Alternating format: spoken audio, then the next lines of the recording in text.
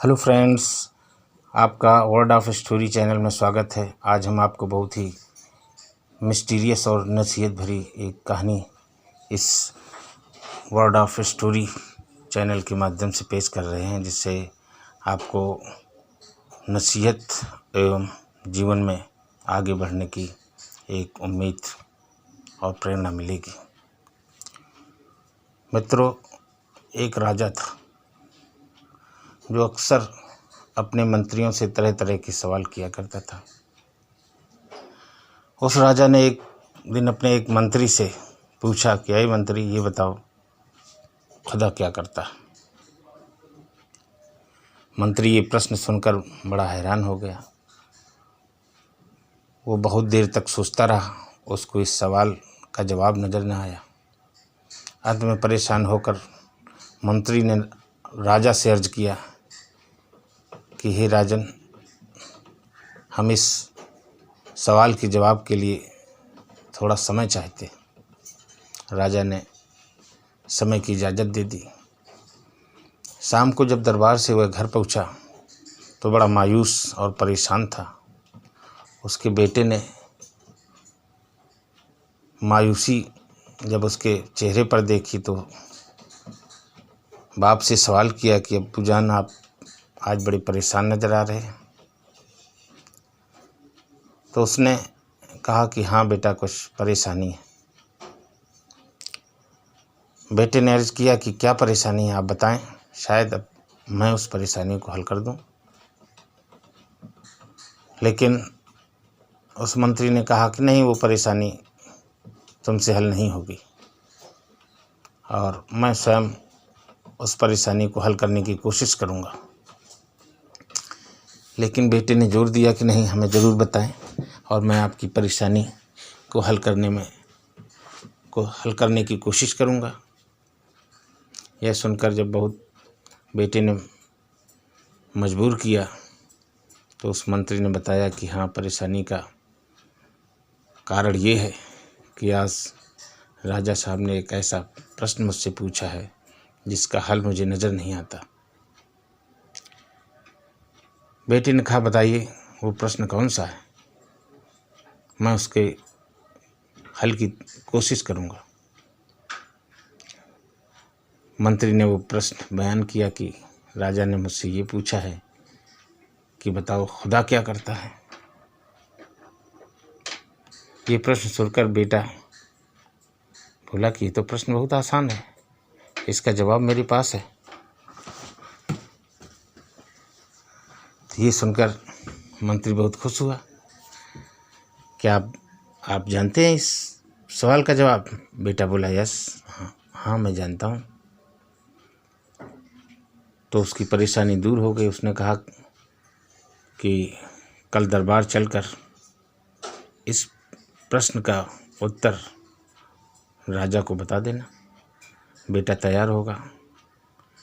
बेटा तैयार हुआ। दूसरे दिन बेटा दरबार पहुंचा और दरबार में पहुंचकर राजा जहां सिंहासन पर बैठा था वहां सामने खड़ा हुआ और उसका बाप राजा के बगल में मंत्री जो था बैठ गया।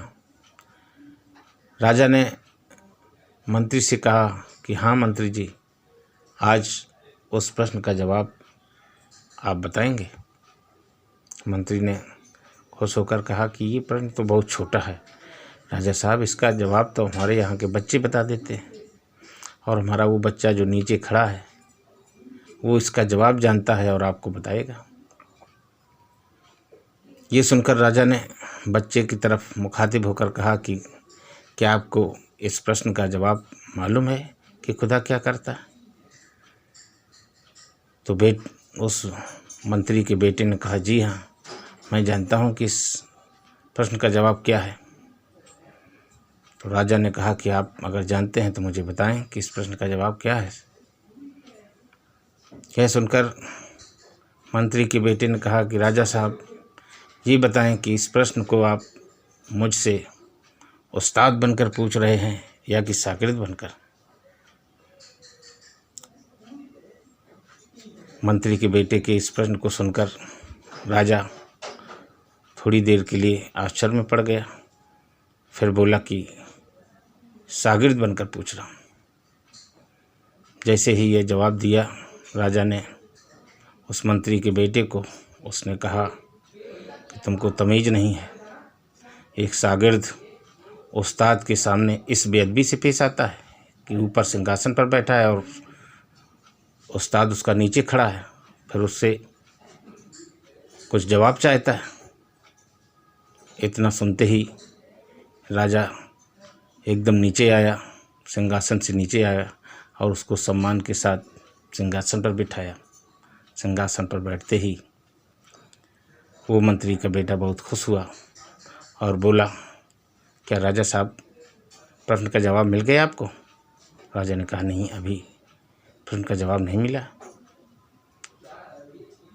मंत्री का बेटा बोला, प्रश्न का जवाब आपके सामने है कि खुदा यही करता है, जिसको चाहता है सिंहासन से उतार कर नीचे खड़ा कर देता है और जिसको चाहता है नीचे खड़े व्यक्ति को पल भर में सिंहासन पर बिठा देता है। यही खुदा करता है। राजा मंत्री